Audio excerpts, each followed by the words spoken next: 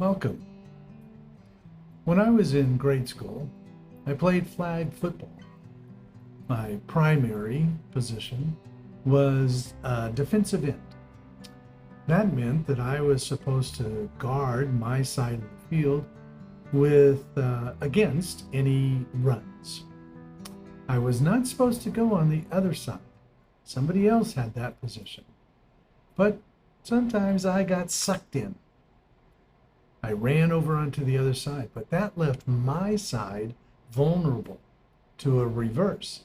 That's where the ball starts going the other way, but then they hand it off to somebody that's running my way. So if I got sucked in, then I wouldn't have time. I couldn't react and turn around and get him. No, he would go right by me and gain extra yards. So the coaches were trying to train me to stay in my position. They were trying to teach me commitment, patience, and perseverance throughout every play.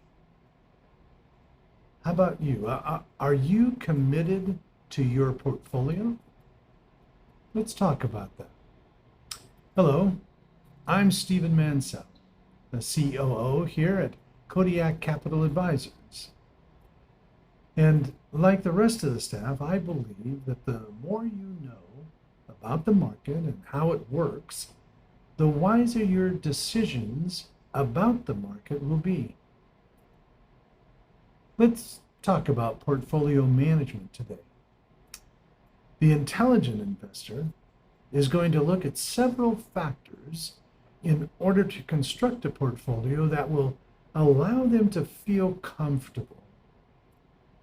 Comfortable that they will meet or even exceed their financial goals. Now, we want to construct a portfolio that you can stick with through the ups and downs of the market.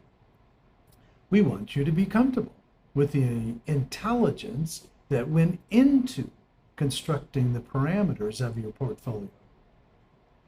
First, you're going to assess your risk factors. Just how much money are you willing to risk in the market? Are you only comfortable with blue chip stocks? Those that have a proven history of growth, or are you okay with stocks that are newer, but based on strategic research look like they're going to grow? Well, what part of bonds play, what part will bonds play in your portfolio? Bonds have different levels of risk. Typically, the higher the risk, the higher the interest rate, and therefore the higher your return.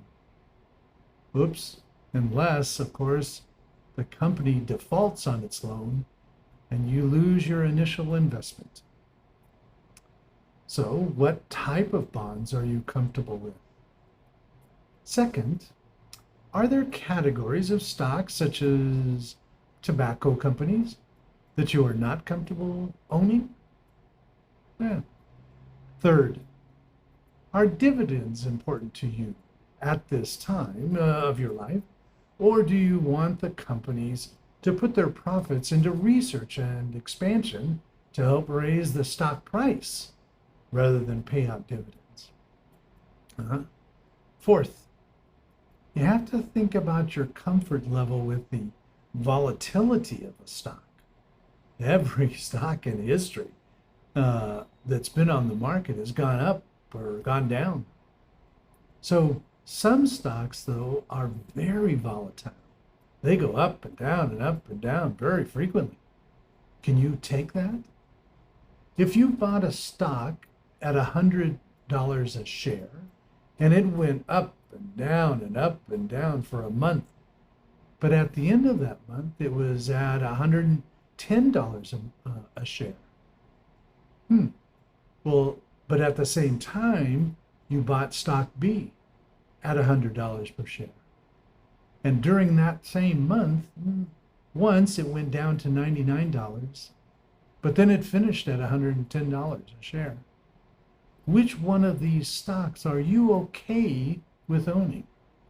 How stressful is volatility to your well-being? All right. Fifth, what stock to bond ratio are you comfortable with? Are you thinking you'll go adventurous and have 75% stocks and 25% bonds? Or maybe something a little safer, maybe 50-50. Or would you feel even safer if it was 25% stocks, 75% bonds? The point here is that you should pick the ratio that you are comfortable with. Now, all of these parameters are necessary before we even decide what stocks or bonds will go into the portfolio. The important thing to remember is that once these parameters have been agreed upon, we shouldn't change them unless there is a major change in your life that would affect them. We want to practice patience, commitment, and perseverance with our portfolio. The market might go up, it might go down because of others jumping on the bandwagon. But we are going to stay in our position and not be sucked into getting out of position and letting the opponent run around us and gain lots of yards. So, find out what your position is and stay there. This video has presented some general information regarding the financial world. To talk with me or someone on our staff about your specific situation, your specific portfolio, click on the call button below and we will contact you as soon as possible. There is nothing like a conversation to clear up uncertainties. If you found this video helpful and you would like to see other informative videos or you think others would benefit from them, then click the like and the subscribe buttons below. If you have a question or an idea for a future video, write us a note in the comments. In future videos, we will be going through some of the ways people have used to gamble in the market, and we will compare it to how the intelligent investor would decide to risk his money. I'm giving you examples to show how this financial concept of portfolio management works. But I want you to remember that every individual will have individual results in these situations. Do not think the specific outcome of these examples will be your outcome, and therefore make financial decisions based on that. But instead, we want you to recognize the general rule we are illustrating about portfolio management. Remember, choose well.